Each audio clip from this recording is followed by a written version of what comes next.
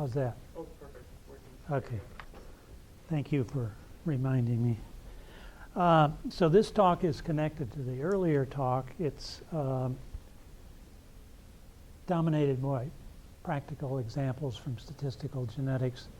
And I really shouldn't say next generation statistical genetics. I should say previous generation statistical genetics treated with current generation big data mining techniques. But we'll see where this takes us. So I'm going to start out by just making some historical remarks. I may repeat some of the things I said the other day. Just bear with me. So if you know the history of genetics and statistics, you know they have a long intertwined history, starting with Carl Pearson and R.A. Fisher. At this point, they've diverged enough that I think the purpose of people in bioinformatics, one of their biggest goals is to rob techniques from data mining and bring them into genetics.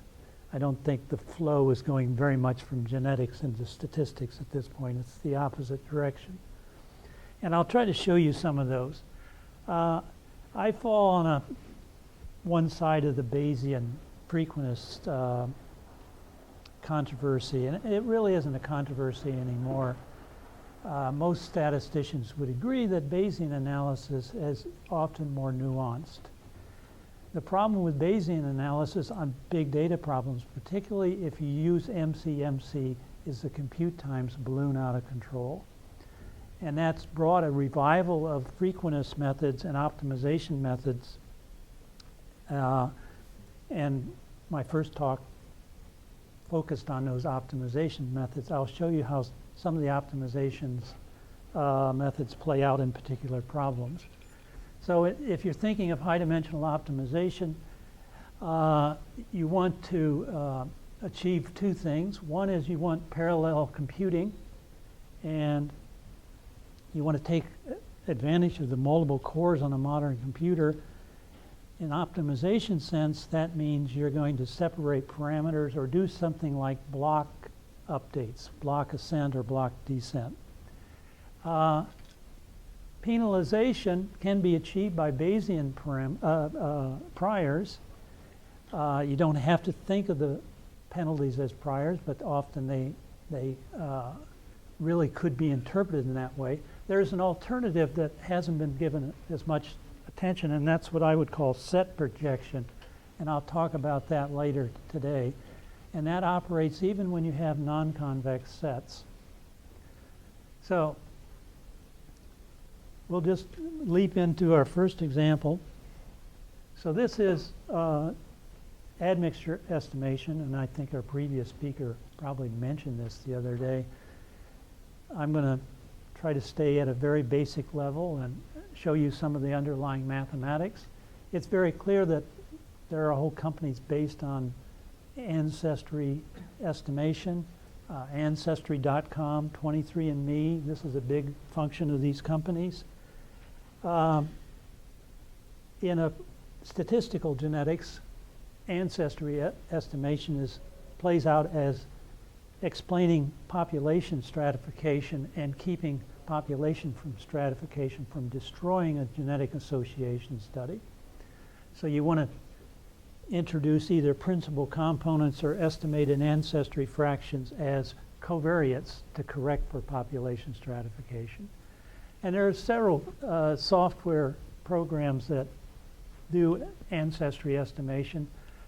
Structure came out of the University of Chicago. It gained a lot of adherence. It's a fine program. The early versions of it took a month of computing time. So in that sense, it's not competitive with modern optimization approaches. There's Eigenstrat, which use, of course, much faster. It just reduces things to principal components. There are interpretation issues with principal components. They're not really admixture fractions. There's a program that doesn't see a whole lot of use called Frappé, uses an EM algorithm that came out of Hua Tang and Neil Risch at Stanford. So structure and frappe, in my experience, were just way too slow to be very useful. And Eigenstrat, I felt, was more useful, but it didn't deliver the admixture fraction. So a few years ago, I set out with a graduate student to see if we could bring modern optimization techniques to bear on this problem and speed up the calculation process. So we wrote a program called admixture, which has gotten quite a bit of usage in the last few years. And I just want to walk you through how that program operates. So you're estimating two things. You're estimating an admixture fraction for each population for each person. Those are the W's in this model. And you're estimating possibly simultaneously the reference allele frequency for each SNP in your study. So the SNPs may have different frequencies in different populations. Those may be known or those may be unknown, and you may want to estimate them. Okay, so in supervised mode, the frequency matrix F is known, and unsupervised mode is unknown. Okay, so what are the underlying assumptions? Well, it's based on Hardy-Weinberg equilibrium, which is a population genetics law, which is very reasonable. It's also implicitly based on linkage equilibrium, which is a more questionable assumption. It becomes less of an issue if you think of the data. Some of the markers are really not informative for differentiating ancestry. And it's a handful of ancestry informative markers that drive the process of ancestry attribution. So those markers aren't nearly as closely spaced as all the markers. So you might end up using 5 to 10,000 markers rather than 1 million and still get reasonable answers. Okay, so what's the data? The data are what you read off gene chips, and you have for each person and for each SNP a number, 0, 1, or 2, the number of reference alleles read for that person. And those may be dosages, so they could be fractional, but for our purpose, we treat them as just integers. And here's the likelihood. So the likelihood summed over all individuals, I, over all SNPs, J. And in this inner sum, we're summing over all populations, K. This is the probability that a randomly drawn gene from the genome of I manifests the reference allele. And this is the probability it manifests the alternative allele. So this is a simple binomial likelihood. You have, in essence, 2 trials, 2 genes per person per SNP. Okay, so if you look at some of the numbers, so for example, you might have 1,000 individuals, maybe 10,000 SNPs, and maybe 3 populations. This is not a terribly ambitious example, but even in this example, there are 33,000 parameters to estimate. And that becomes a major chore. And how do you estimate those parameters accurately and quickly? Okay. If you fall back on classical methods like Newton's methods or Fisher scoring, you end up needing to calculate, store, and invert these very large Hessian matrices. They're 33,000 by 33,000 in this example. And that's not really an option. Plus, you have the complications in this problem. You have some symmetry issues. So, if you don't think of the populations as labeled England, France, Germany, so on, if you have K populations, you have K factorial equivalent global maxima, and you have constraints on the parameters. So the parameters, the SNP frequencies fall between 0 and 1, and the admixture frequencies are non-negative, and they sum up to 1. So the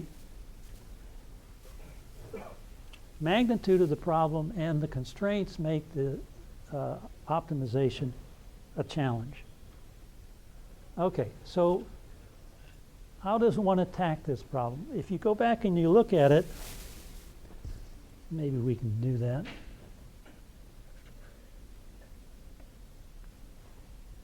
You can think of using block ascent, which means you divide the parameters into blocks, and one block is the W matrix, and the other block is the F matrix. The frequency and the weight matrix are two different blocks of parameters. And here what you should do to make life easy is update each of those blocks separately, holding the other block fixed. And when you do that, the dimensionality of the problem falls dramatically. And in fact, when you update the frequencies, you can work SNP by SNP, which again is a huge drop in dimensionality. And when you update the admixture coefficients, you can work individual by individual. So you've reduced a huge optimization problem to a sequence of much smaller, low dimension problems. Now there are still issues. One of the nice things about these block updates is the log likelihood itself is concave in one block holding the other block fixed, and that means there will in general be a nice log likelihood surface with a single global maximum, so you don't have to worry about being trapped at some local maximum. But you don't have concavity across all parameters separately. It's only this restricted sense of concavity. Okay, and I won't go into this in much detail, but the way you solve all these little problems is what I call, and the field calls, sequential quadratic programming. And sequential quadratic programming is a very simple notion. It generalizes Newton's method. So what does Newton's method do when you optimize a function? It approximates the function by a quadratic. That is a substitute for the function, and then it optimizes the quadratic. And then it iterates. Yes? So that what he said correlates to that the concavity of every sub-problem that you Yes. spoke. So, and you don't know how to join them together into one global solution? No, what you're doing is, in essence, in block ascent, is you're continually making progress, climbing the likelihood mountain. And you go along the W direction, and you go uphill, and you go along the F direction, you go uphill. You keep going uphill till you get to the top. Very simple idea. You cannot guarantee single global. That is correct. Okay. So if you want to use sequential quadratic program for the subproblems, then that falls into the domain of quadratic programming, and there's a well-defined mathematical schemes for doing that, and I won't comment on that more. We've also used acceleration methods to speed up and reduce the number of iterations until convergence. And there are generic acceleration methods for smooth problems. I mentioned one right here that we worked out a few years ago. Depending on the problem, these methods can reduce the number of iterations until convergence by a factor of 10 or 100 or even 1,000. They can make an enormous difference. And it actually works quite well in this example. Now, people are interested in standard errors. If you go to 23andMe or Ancestry.com, I don't think they are giving standard errors on their estimated fractions for your ancestry, but they should be, so people have some idea of how certain these estimates are. You can get these by the parametric bootstrap, or if you take the allele frequencies as known, you can actually get them by inverting the information matrix. Yes? So the block updates, are they first order updates, or Are they what? are they first order updates? Or are you using Warm started? first order? First order? No, well, there's second order in just the parameters that you're working with. Okay. It's using both the gradient and the second differential, the Hessian. Because you're doing a quadratic approximation at each step, but you're optimizing the quadratic subject to the constraints. Okay. So we've made some recent enhancements. This software has gotten a lot of hits in the last 2 or 3 years. So you can estimate the number of underlying populations through cross-validation. You can exploit individuals of known ancestry. You're going to say, I know this person is definitely from Korea, say. And you can put that in the model. You can fix the allele frequencies for the ancestral populations. You can encourage parsimony in the estimated ancestry coefficients. If you have 40 different populations, it's very likely, if you don't invoke some kind of parsimony, which is just cheap by penalties, you'll get a little bit for each one of the 40 populations, or quite a little bit for many of the populations. That's probably unrealistic. A little parsimony, a little penalization drives most of those things to zero. We now allow parallel processing and analysis of X chromosome and sex-specific data. Oops. So, yeah, I want to just remind you, I'll mention some of these algorithms again. They're based on majorization, which is a combination of tangency and domination. When you majorize, this is in the case of minimization, by a surrogate function that's simple enough, often with parameters separated, so you can solve the parameter updates each one component at a time. So you drive the objective function downhill by minimizing the surrogate function. And this is the standard proof, straightforward, that you get a descent algorithm. Okay. I also wanted to say, and I don't mean to insult your intelligence, but there may be a few people in the room who are shaky on what's a singular value decomposition. This is one of the most important notions in linear algebra. I just want to mention it briefly so we're all on the same playing field. Euclidean geometry, you have inner products. You have a notion of orthogonality when the inner product of two vectors is 0. You can define a norm. That's the Euclidean norm. That gives the distance between two vectors. It's the Euclidean norm of their difference. And in the singular value decomposition, you use outer products rather than inner products. So an outer product of two vectors u and v. In row I and column j, you take entry ui of u and vj of v, and you multiply them. Very simple notion. Okay.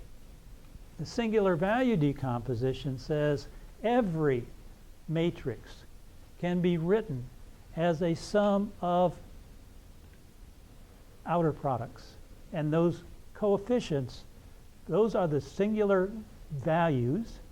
The singular values can be taken to be non-negative. Typically, they are taken in decreasing order. So this is a canonical way of presenting the singular value decomposition. And the vectors which appear here, sorry, there's a typo here. The u and v should be indexed by I. Those vectors are orthogonal. All the u's are orthogonal of unit length, and all the v's are orthogonal of unit length. But unless m and n are the same, these are not vectors of the same length, so you can't take their inner products, just among the u's and among the v's. So you have left singular vectors and right singular vectors. Okay. There's a huge literature in applied mathematics of how to extract this spectral singular value decomposition. Don't try to program this on your own. It's not a worthwhile undertaking. These are highly optimized processes that have been thought through by 2 generations of very good numerical analysts. Fortunately, platforms such as MATLAB or R or now Julia give you these things for free as a single simple command. Just use it. Okay. So that's what the singular value decomposition is. Okay, so let's go to our second example. Now this is a way of bringing a data mining technique to genomics. So one of the things in association studies is to complete the matrix of genotypes. Not everyone is genotyped at every SNP in a study. There may be different platforms. There may be some SNPs that for one reason or another in a given person aren't called. So there's always missing data. There's also many of the chips will genotype maybe 1 million SNPs, but there are 10 million that are variable, and you can impute these untyped SNPs accurately. And you can do so by using data mining techniques, and I'll show you this one. It's very different from the hidden Markov models that people use. This is a matrix completion problem.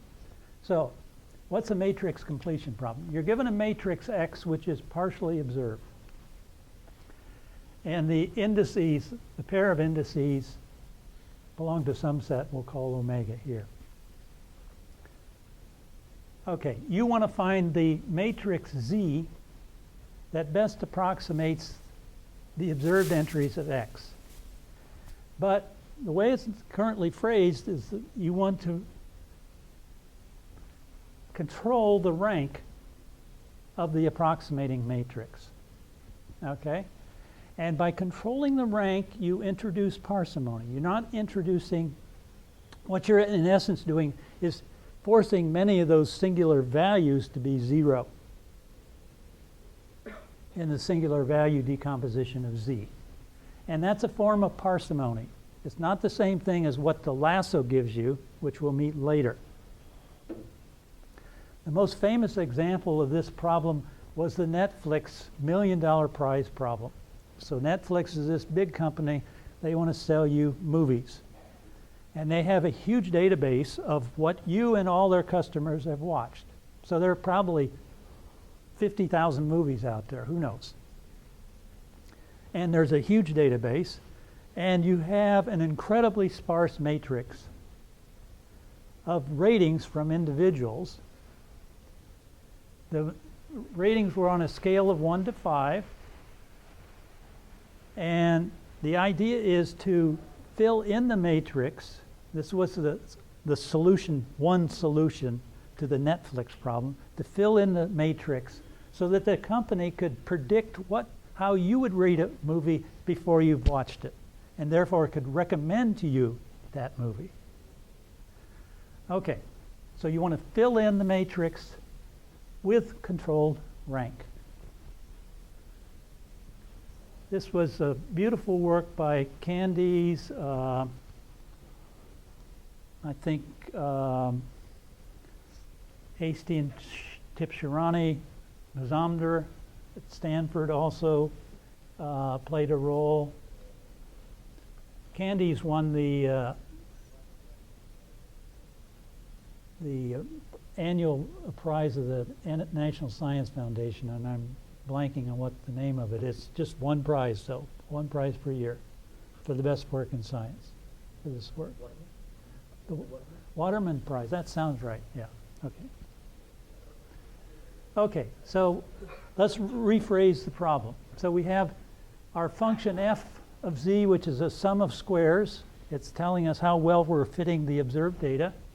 And then you want to, well, you want to penalize the problem so that you get sparsity, and that means low rank.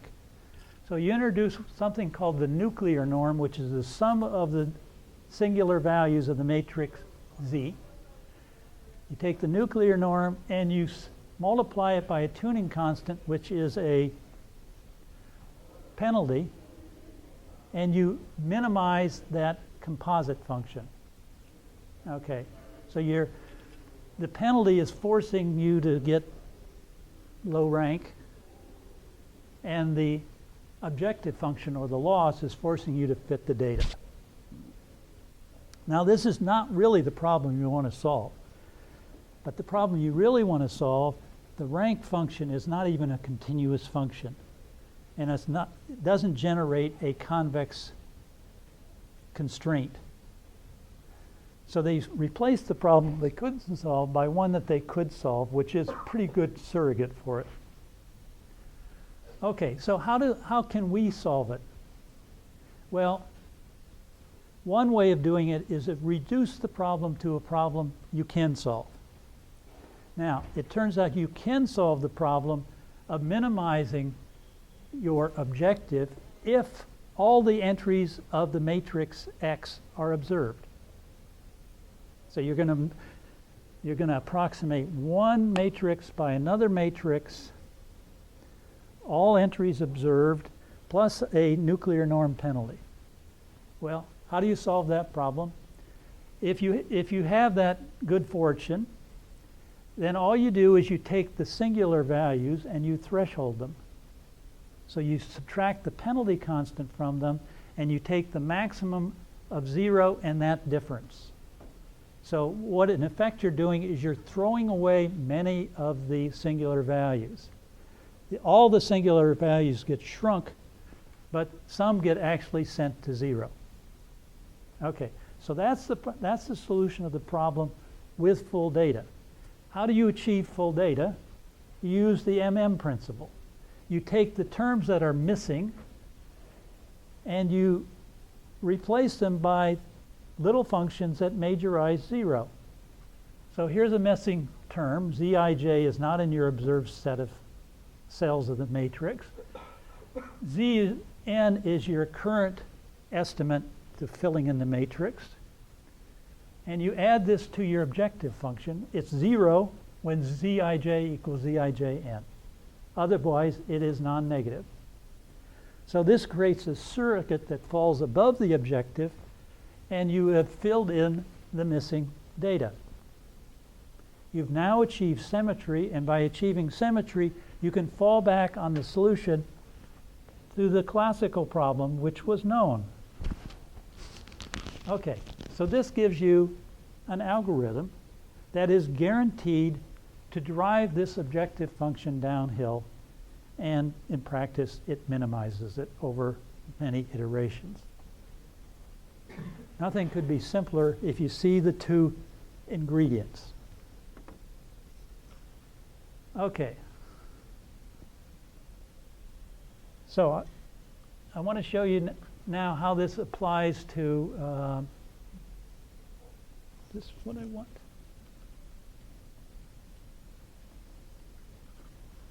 Okay, so how does this apply to genotype imputation? So you segment the genome into windows, maybe like 600 SNPs long. And think of dividing that window into thirds. Here's 200 SNPs, 200 SNPs, 200 SNPs.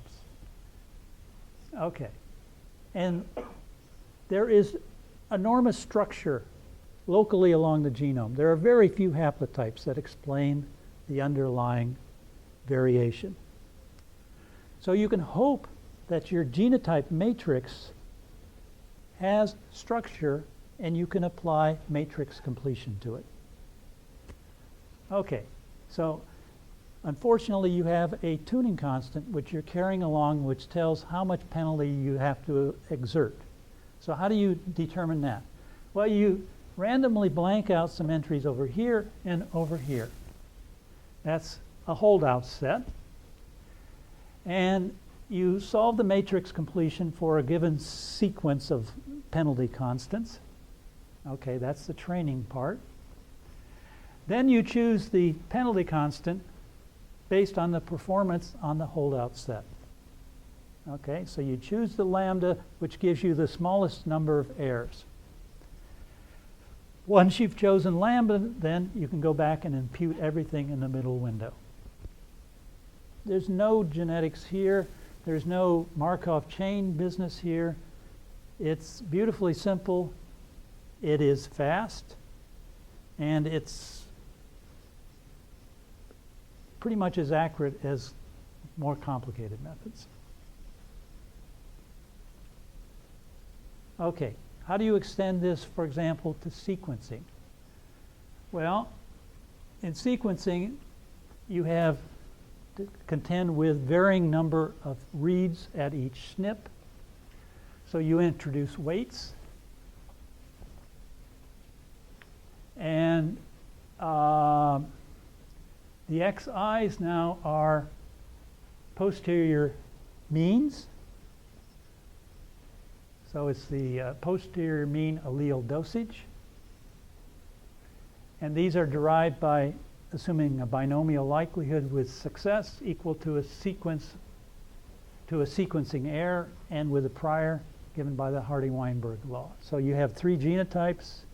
You have the allele frequency at the SNP. You have the frequencies of the various genotypes. You can compute these numbers, and then the weights are the number of reads at a given SNP.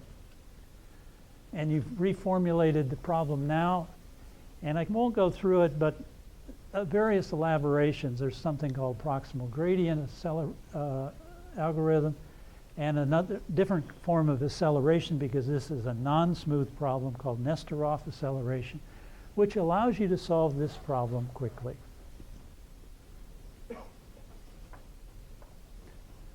Okay. Now, if you in fact have pedigree data, you can do better than matrix completion, because matrix completion alone is based entirely on linkage disequilibrium, the lack of independence among the markers in a narrow genomic window. If you have pedigree data, then you have individuals, you have related family members, and if I'm not genotyped, but you have the genotypes of my children, you can say quite a bit about my genotype at any given locus. So how can you exploit that? And you want to exploit it in a way that is fast. So there's a couple of choices we tried. One is to add a penalty to the matrix completion problem that enforces similarity between close relatives. A second way is somewhat simpler, and it's to project to nearest Mendelian consistent genotypes, and this is done as a post-processing step, and this turned out to be both faster and more accurate. Okay, the projection, Mendelian projection, operates SNP by SNP and nuclear family by nuclear family. So, in the projection step, you list all the Mendelian consistent genotypes at a SNP. These are the observations are zeros, ones, or twos, and you select the one with the smallest Euclidean distance to the imputed vector. So let me show you what this looks like. So the red squares, the red square is the observed dosage vector. So that would be given to you by matrix completion. The blue circles are the Mendelian consistent genotypes. So along each of these axes, there's a 2, a 1, and a 0. And the circles are the combinations of those three numbers for, say, mother father and child that are Mendelian consistent. So here, the green, you're just rounding the things that come out of matrix completion, which are dosages or fractional things, to the nearest integers. That's not the thing to do. You want to round in some sense or project to the nearest Mendelian consistent combination. And when you do that, it cleans up most of the mess of Mendelian inconsistent genotypes. Here's some of the imputation software. There's several programs out there. These are some of their requirements and capabilities. Some are very fast. This program is very fast and also very inaccurate. Some of the other programs, they vary. This is matrix, how well matrix completion performed. And we're still tuning it, so I think it's going to actually do better. It's very competitive in compute times. This was the best compute time, but the worst number of errors. You can see that it cleans, the post-processing cleans up all the Mendelian errors. This is from simulated data, so we knew what the answers were. Okay. And this was, 88,000 and some odd number of total entries in the matrix. So imputation is a highly accurate process. 16 or fewer errors is not a very large number. And this is similar data, but now the data is not missing at random, but some of the SNPs in some individuals, some families, are simply not typed at all. In this case, matrix completion actually did extremely well. And again, the fastest was also the most inaccurate. Okay, so let's move on. And I want to show you something, how you can use matrix completion on an entirely different problem. And this is a problem which I talked about last time on discriminant analysis. So discriminant analysis, that's what statisticians call supervised learning. The computer scientists never quite mastered the statistical vocabulary, so they always wanted to come up with their own names. It's a source of annoyance for statisticians. In any case, we have n cases and p predictors. We have some n by p matrix with missing data now allowed. So this is discriminant analysis with missing data. And as I told you last time, you encode the classes for classification as points in Euclidean space that are the vertices of a regular polyhedra. If you have 3 different classes, then each class corresponds to a vertex of an equilateral triangle. All the points are equidistant, pairs of points, and we'll put them on the unit sphere. Okay, now if we want to apply this to discriminant analysis, we have to bring in this geometry and add it to the matrix we want to complete. So we take the coordinates of the classified cases, they're just vectors, C-1 numbers for C classes, and we append them to X. We then complete the matrix, and then we assign the unclassified cases to via their imputed coordinates to the nearest vertex, the nearest class.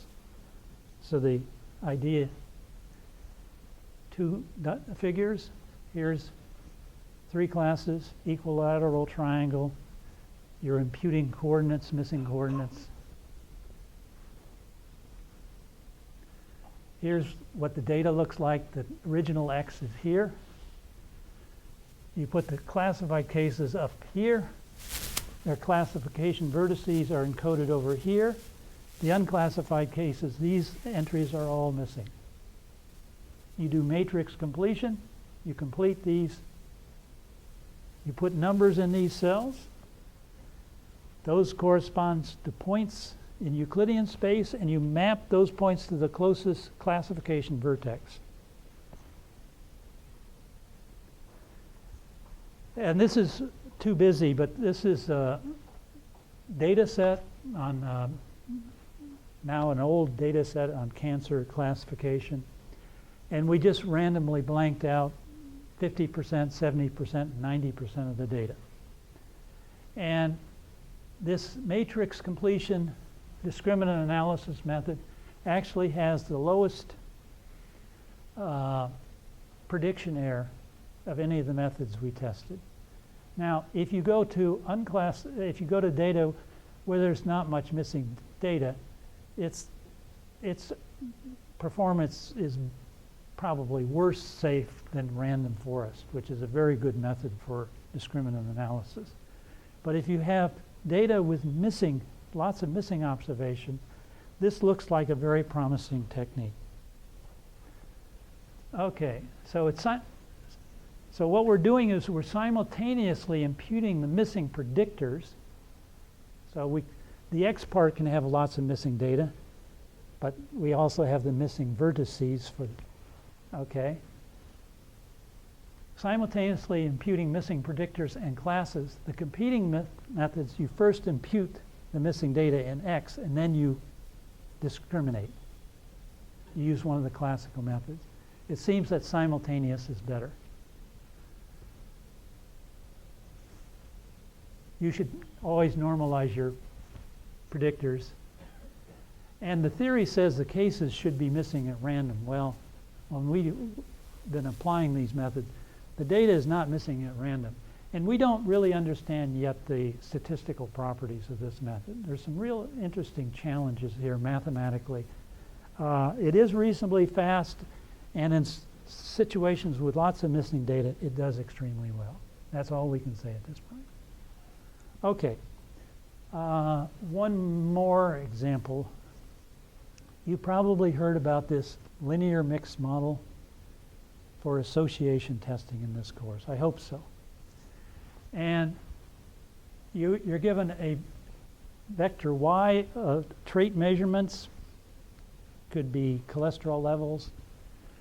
You're given a design matrix X where you have predictors, say body mass index, sex, so forth.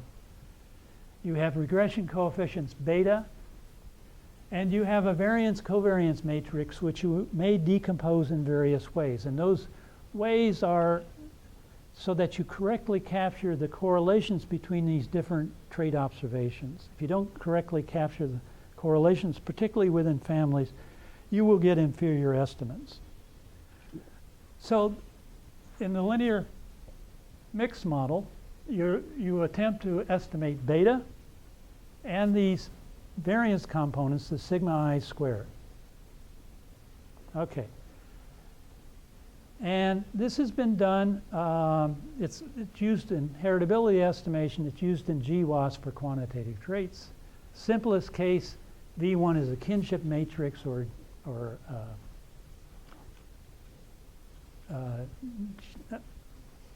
empiric kinship matrix. Usually V2 is just the identity for random noise. But these models can get much more complicated. You can have household effects, you can have dominance effects, so on and so forth. So to estimate parameters in this model is kind of challenging. There's Newton's method, there's Fisher scoring, there's an EM algorithm. And these all work reasonably well on low dimensional problems. If you increase the dimension, they become less, they start to bog down. Their compute times go up and their accuracy probably goes down some. So I'm not going to go through the details, I just want to mention this is a problem that it pays to think about mathematically and formulate. So when we solve this problem, we do it as block ascent. So block ascent means what? You have to divide the parameters into blocks. What are the natural blocks? The natural blocks are the mean components and the variance components. The mean components is just a kind of general least squares problem, and it has this as its update. The omegas are the variance components, the x's are x is the design matrix. The tricky part are the variance components. They're much more nonlinear in some sense. So we were able to figure out, though, if you hold beta fixed, you can actually minorize the log likelihood. You're trying to maximize, so you put a function below it, the surrogate, and you get this incredibly nice update for each of the variance components. You split the parameters, and it boils down to some quadratic forms and a trace and a square root. So it's a multiplicative. You're taking the current value of your variance component and you're increasing or decreasing it by this factor. And this is very easy to program. And to our surprise, it was quite a bit faster than EM. It's not clear yet if it's going to be faster than Fisher scoring or Newton's method, but it is very appealing application of this MM business. Oh, okay, one more example. And this is GWAS. So now the last problem was for correlated data, say coming from families. In the standard GWAS, you have random sample individuals. Okay. The previous example, you might put one SNP in at a time as a predictor. Here we want to include all the SNPs simultaneously. We don't have correlation across family members. Everyone's a random individual.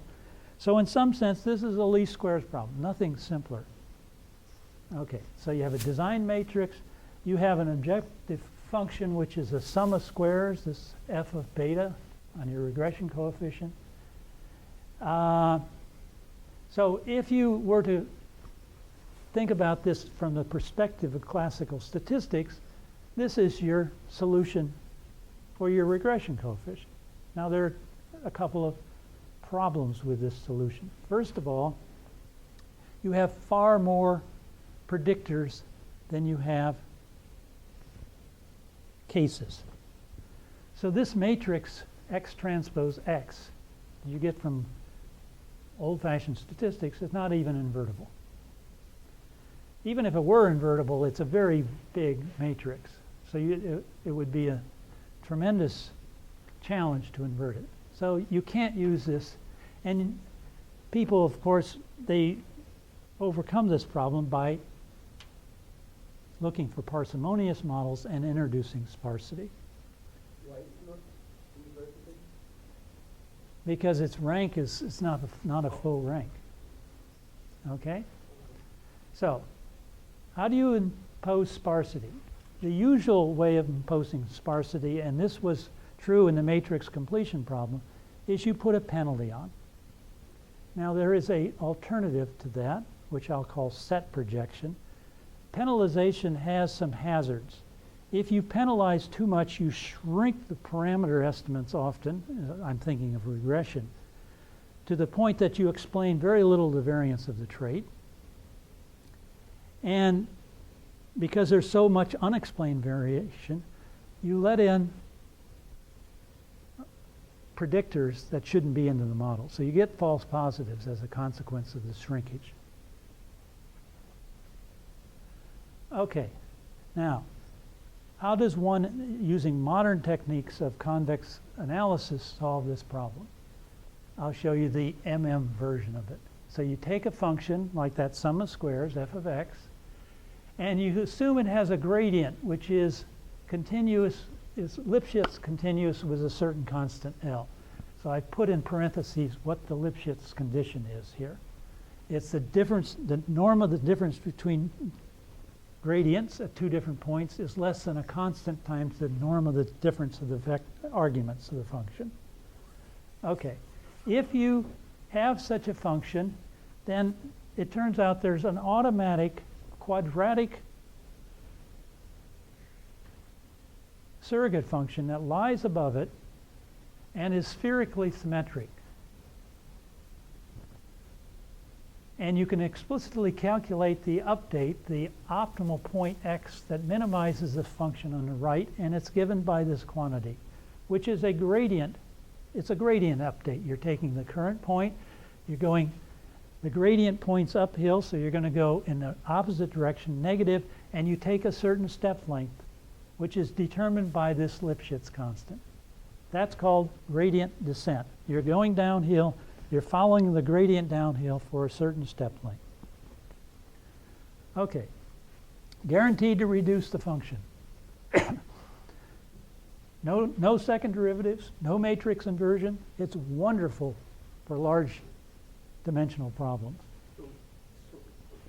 So you try to save all the traditional, not traditional, the analytic solution from the slide before, correct? Yes, that was a one-step solution. This is not a one-step solution. Yeah, but one-step solution that involves inverting big matrix. Right. So this is what you try to do here.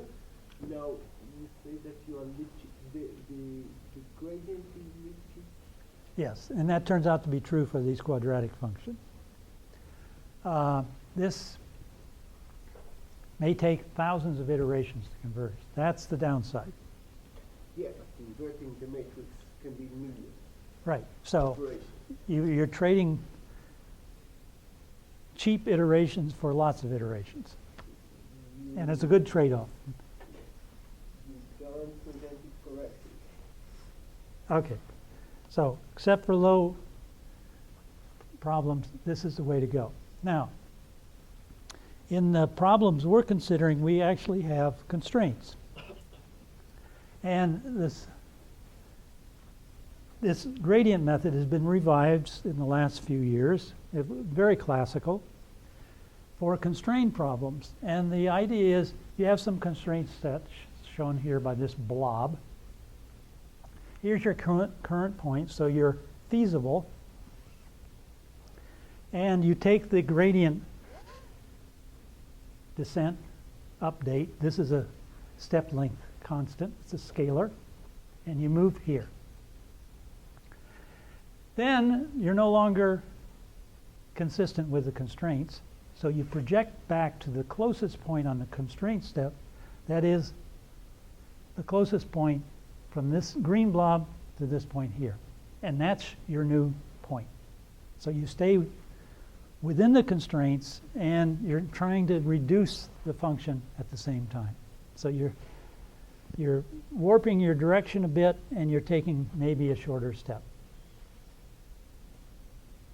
Okay, so how did that play out in these regression problems? So you have a GWAS, you have a trait like a cholesterol reading, a lipid reading. You have 10 million SNPs. And you don't really think you're going to get 10 million predictors. You might get 10 predictors. So what does your constraint set look like? The constraint set consists of all vectors whose with at most 10 non-zero components. That is a highly non-convex set. In 2 dimensions, if you have 2 predictors and you want only the constraint set is one of those predictors has component 0, at least one of them, then the constraint set is the union of those 2 axes. So what you can do, and this turns out to actually work, you can take your current regression estimate. This is your vector of regression coefficients. You can go in the steepest descent direction for a given distance mu. You have to choose this constant, but we can make intelligent choices. And then you project back to consistency. So here one component was in play. You've switched over to the other component.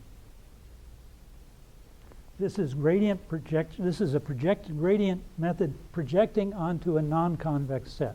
You can do these projections. Okay, I think I'm going to, this is the details about a simulation study. Let me pass very quickly to the results. This method is called iterative hard thresholding. You iterate your thresholding. It's a hard thresholding. It's not a soft thresholding. The competing methods for these association methods, there's a standard lasso. That's used all the time in linear regression for parsimonious models. It shrinks parameter estimates. It will identify the relevant coefficients, but it has a problem with a lot of false positives. So lasso will let too many predictors into the model. So your laboratory colleagues or your clinical colleagues go off searching, looking at genes that don't really belong in the model. Okay, the other alternative is an MCP penalty. It's like the lasso penalty looks like an absolute value function. The MCP penalty looks like you go like this and then you level off. You're going up, and so you have at some point there's no further penalty exerted. So it's a non-convex penalty, and it has the opposite effect. You don't get a lot of false positives, but you do get too many false negatives. You're not identifying all of the true predictors in the model. This iterative hard thresholding model seems to hit the sweet spot between minimizing the false positive and the false negative results. And it's giving very nice answers with a somewhat inflated time compared to the lasso. So you're sacrificing, the lasso is highly efficient because of coordinate descent. But this is also certainly viable. Okay, so let me summarize quickly. So big data models and algorithms, in my opinion, are still underexploited in genomics. The flow of ideas is from big data to genomics. We got to bring on all these wonderful ideas that are useful in business and who knows what into genetics. Frequentist methods have computational advantages over Bayesian methods because optimization is faster than MCMC. If you want to do optimization, you've got various choices: block descent, block ascent, these MM and EM principles. EM is a special case of MM. There's gradient descent. There's Euclidean projection. I introduced that to you today as useful. Parameter splitting and acceleration. These are big. There's a large number of people in computer science, applied mathematics, numerical analysis doing research on these topics. And you can combine these methods. The main thing is you need to make progress every iteration.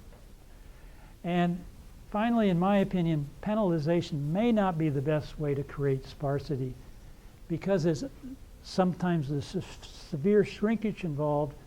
It may give you contaminated answers. So think of possibly in terms of set projection as an alternative to sparsity-inducing penalty. It's even more, it's even a less of a convex problem, but in high dimensions, nature is not so perverse that it defeats these simple techniques. I mean, you can design problems where set projection does terribly, but they're usually perverse problems of low dimension created by humans, not by nature, who I contend is a little more benign in these regards. Okay, there's some references.